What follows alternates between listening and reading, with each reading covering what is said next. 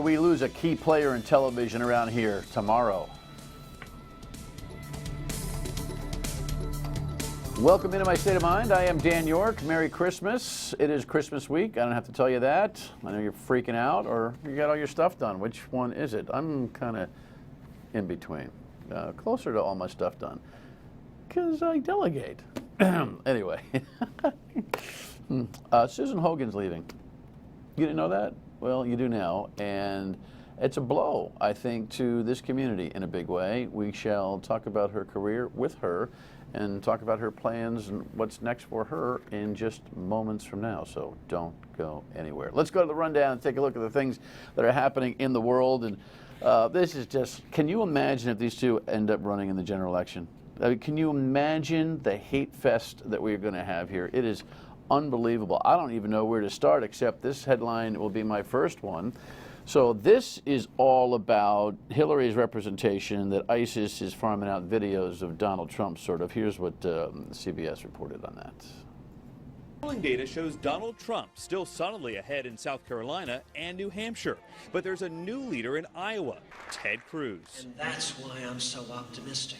Trump was back in attack mode over the weekend, responding by phone to a claim Hillary Clinton made about him during the Democratic debate Saturday night. He is becoming ISIS's best recruiter. They are going to people showing videos of Donald Trump insulting Islam and Muslims in order to recruit more radical jihadists. It's just another Hillary lie. She lies like crazy about everything. The first state will weigh in 6 weeks from now when Iowa holds its caucuses.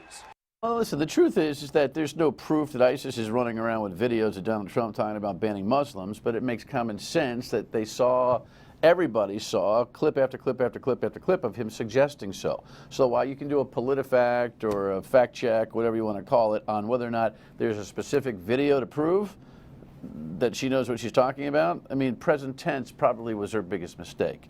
But it just keeps getting worse for the tone of this race. This headline is just too much. Now, when ladies go to potty, it is too disgusting for Donald Trump, it seems. I'm almost embarrassed to play this. You are a loser. You really are a loser. Go ahead. At a Michigan rally riddled with protesters Monday night, Donald Trump fought through more than a dozen interruptions. There's another guy up there. They're very non-combative people. That's a very weak voice. He's holding up his hands like he's Mike Tyson. He'd never threw a punch. But found plenty of time to challenge potential 2016 rival Hillary Clinton, assailing her accusation that ISIS used Trump's words about Muslims to recruit followers. Turned out to be a lie. She's a liar. And the last person that she wants to run against is me, believe me. Trump also made a bizarre reference to Clinton's debate dash to the bathroom that lasted longer than the commercial break. Sorry. Where did she go? I thought she quit. I thought she gave up. I know where she went. It's disgusting. I don't want to talk about it. And he hit Clinton for losing the 2008 nomination. She was favored to win, and she got she lost. I didn't know that word was a verb. And I don't know why they're beeping it, but I'll stay consistent. I don't need to go into that gutter. So Hillary had 1:45 seconds to get to the bathroom and 1:45 seconds to walk back in a 5-minute break. And this is actually true. And so she had like 1.5 minutes to actually do her thing.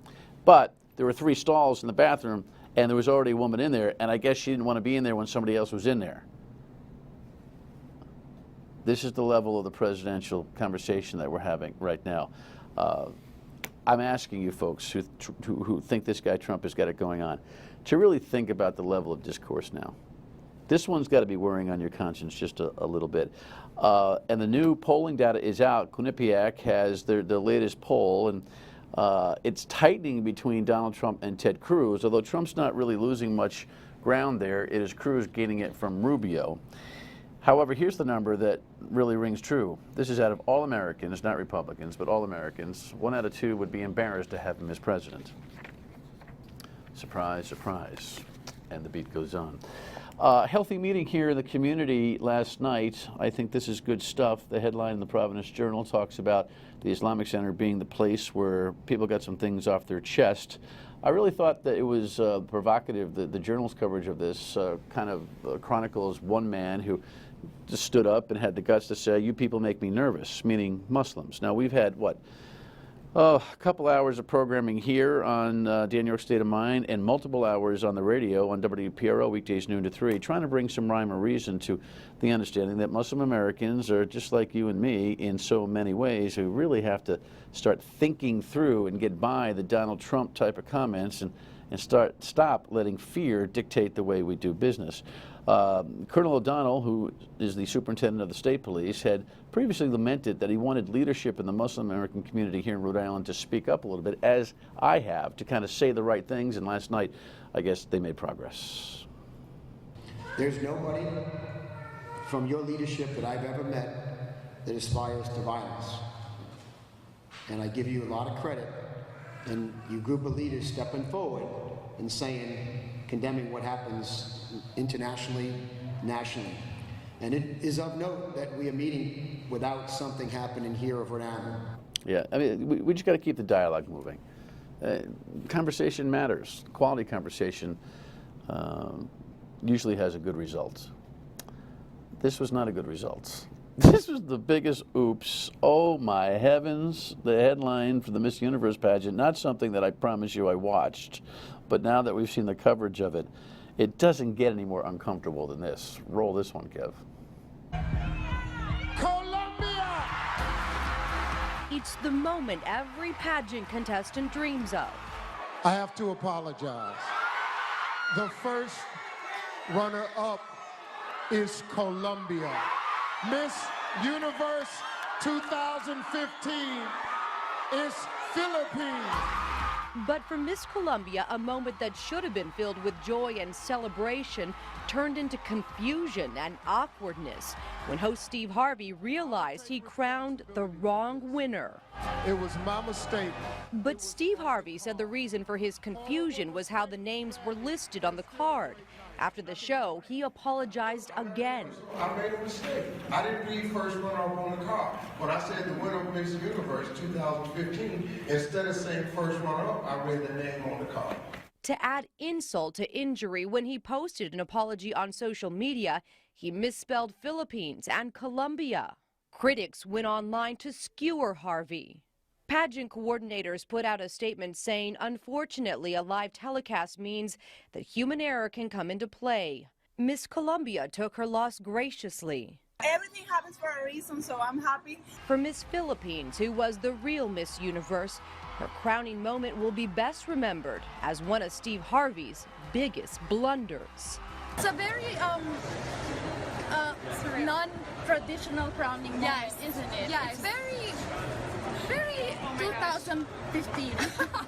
Yeah, if you were watching this live, you were probably in a fetal position. Follow-up, Harvey didn't do enough homework, I guess. He missed, according to this headline, he missed the rehearsal. Maybe he would have had a better opportunity to practice reading the card. Olivia Culpo, Rhode Island's favorite, right, had a weigh in on Twitter. She gave the host a little bit of a break. And of course, Burger King took advantage of the entire situation by saying, here, everybody gets to keep their crown. Here's the irony of all this. Who used to own the Miss Universe pageant? Anybody? Anybody? Kev? Trump. Trump, who said the day after, predictably, I bet you can guess, if I still owned it, it never would have happened. He said that. PC's in the top 10. Of course, it's December. It's important to be in the top 10 in March, but they've had a heck of a run early, and it looks like it all bodes well. Headlines, top 10, make all the Friar fans happy. They beat UMass this weekend at UMass. I mean, not a huge upset by any stretch, but a quality win, no doubt. And then Coach Cooley talked about the chemistry of his team. He's right here, talking about the chemistry. Our chemistry is the reason why we're having early success. I think the guys like one another. They share the balls. The guy understands their role, you know, and I think when you get role identification earlier in the process, I think the easier it is to build your team. Go Friars. The Rams, by the way, are going to make a run. So we're going to have two quality programs. Not that Bryant and Brown aren't, but those are the two premier programs. for the year. It's going to be an exciting 2016, not only for presidential races, but the race to March Madness. And then there's this. We have a headline we can run. Oh, there's my bad profile. That's a really good picture of you, by the way. Thank you. I don't like the subtitle very much. It's weird to see, I know, it's weird to see NBC4 next to my picture. Congratulations. Thank you, Dan. You're excited about this professional development, I'm sure.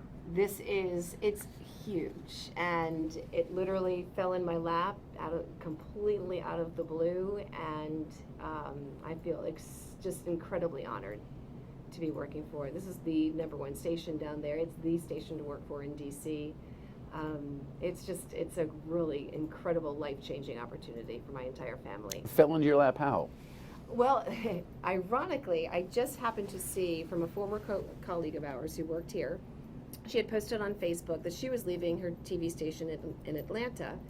And so I wished her well, and I said, where are you heading off to? She said, I'm heading off to DC for an interview. And I said, oh my God, I love DC. Hopefully I'll be there in a couple of years to join my fiance, and so on and so forth. And I said, good luck to you. 5 days later, she texted me and she said, so I didn't get the job in DC because it was meant for you. And I said, so I called her, and she said, she sat there, and she said, it's a consumer reporting position. She said she was sitting talking to the news director there. He was describing, she said the entire time he was describing me, what he wanted, what he was looking for. And she said she was sitting there the whole time thinking, this isn't my job. This is for Susan. This is exactly what she does. So for 24 years I've been here. I don't have a resume. I'm like, the last time I applied for a job 24 years ago, I had a resume tape. I don't tape anymore. Yeah, we don't do that. So I'm like, well, what the heck do I do? So she gave me his email, and I literally that Monday I woke up, sent him off an email, cut and paste some links, and off it went. And within 25 minutes, he responded to my email saying, let's make this work. So this fits into your.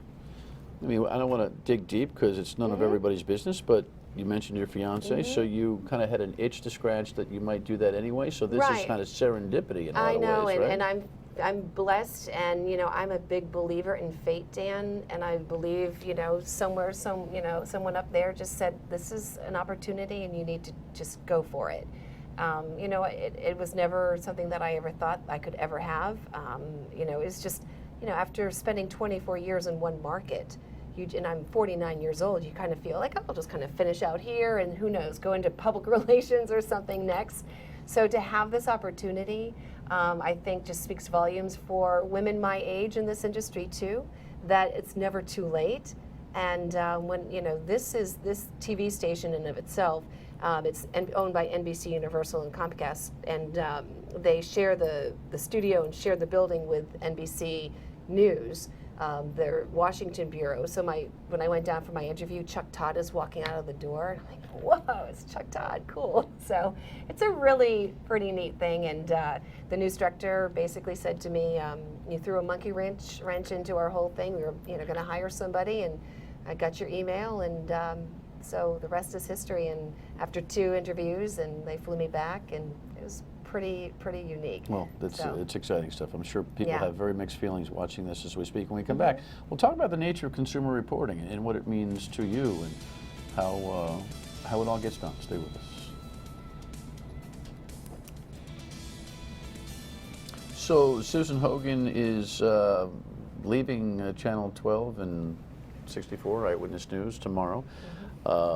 And I'm glad the boss said, yeah, go ahead and bring Susan on, because goodbyes in this business are not usually celebrated.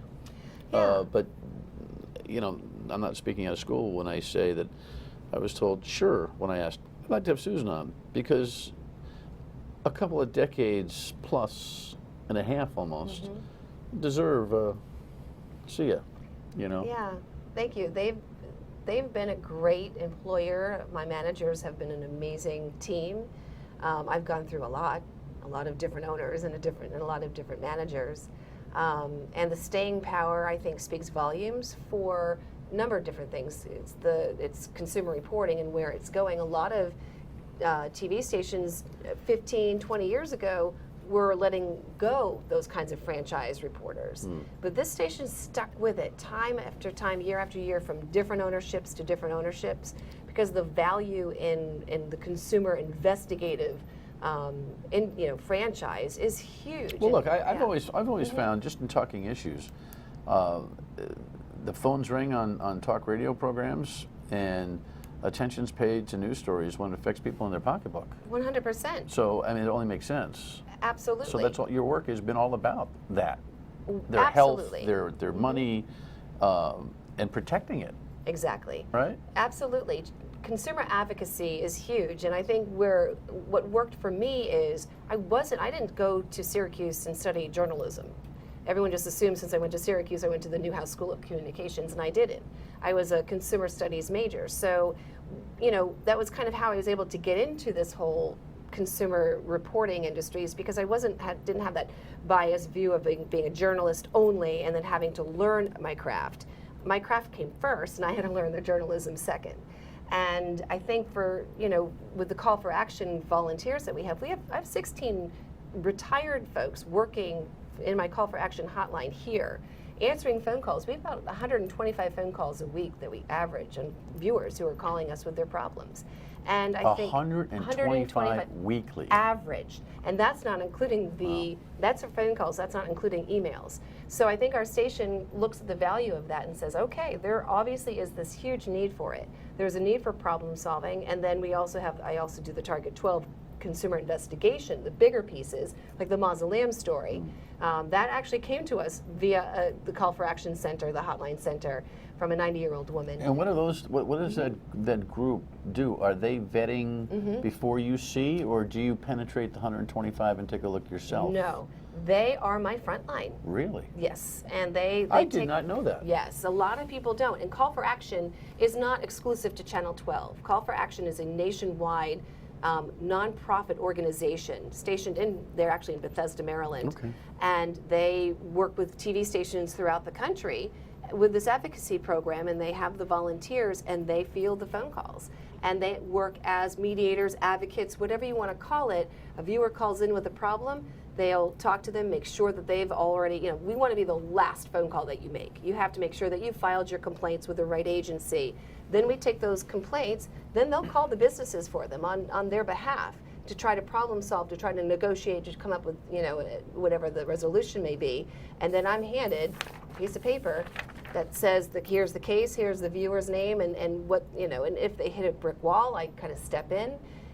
If they don't, it will say problem solved, and I'll call the two parties and I'll say, listen, this is my bread and butter, this is what we do. Can we do this story? And then, tell everyone else this is what we do here. So that's how it's worked, and they are amazing men and women. They work so hard. They're great. So by the time you decide to get on the horn and grab a photojournalist and get out there in the community, you pretty much know you got one. Oh, pretty much, yeah. Yes. I mean, we Whether do. it be an industry trend, because you'll give us industry trend reports and all that kind of stuff, and just consumer advice. Those are kind of the easy stuff. The digging, once you start digging, you pretty much have sniffed out that you got something as a marketable story, and someone's going to pay. Exactly. They will, at the end of each day, they will come down and we have a discussion, and they'll say, okay, well, we got, out of the 53 phone calls that we got, here's 6 that we feel are worth it. This is what we're working on, and I'll look at it and I'll say, okay, great. And sometimes we will still help the viewer, even if they don't want to go on camera with us.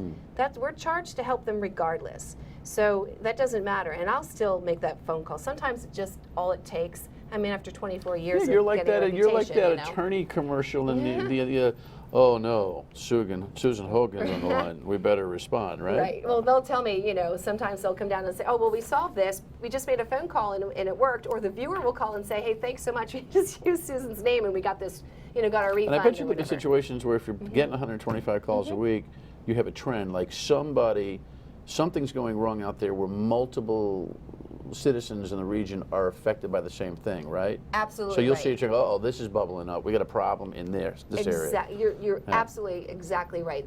We can see the trends, and so that helps us with our sweep stories, with what's trending, what are we hearing a lot of, the top 10 complaints, and no matter what, always the top 5 are contractors and car dealership issues and car repair issues and Health Source Rhode Island issues. Those are always up there.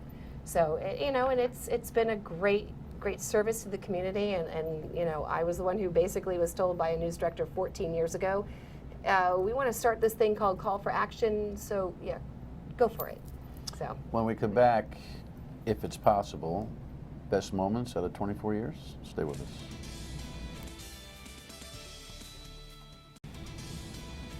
I'm sure it's an incredibly long list, but out of 24 years worth of work, what do you leave here thinking, man, I'm glad I did that one, or two, or three? Oh gosh, there are many, but my number one by far is the mausoleum story that I did.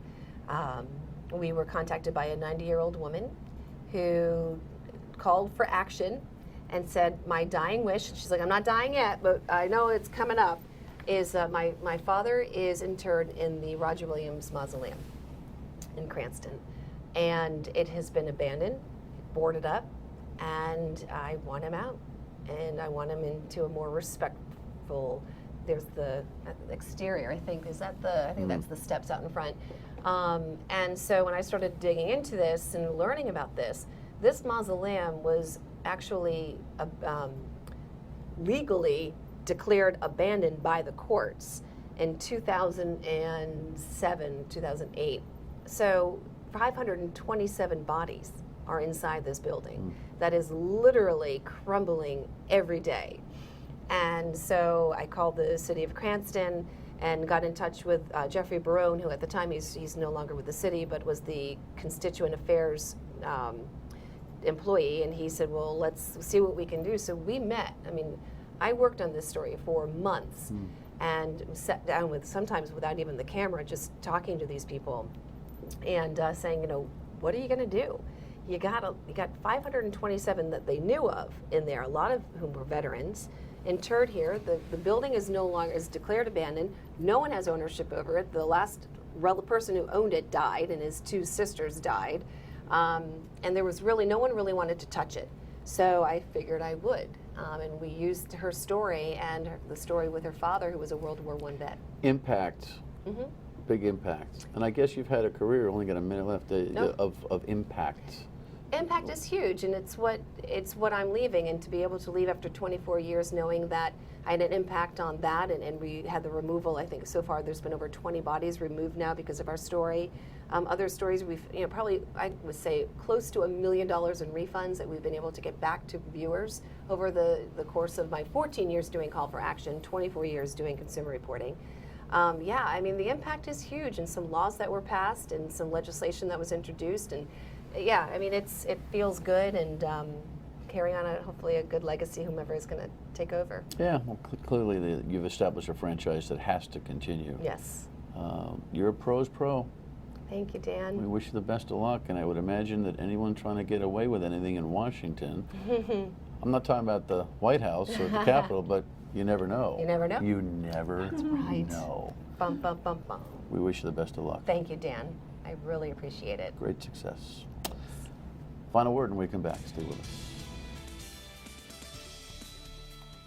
You know, there's some jobs in all fields, and even in this field of broadcasting, that anybody could do, and it's no big deal. And then there are some professionals that carve out a niche where their signature is exclusive and unique, and Susan Hogan's is certainly one of them. She'll be missed.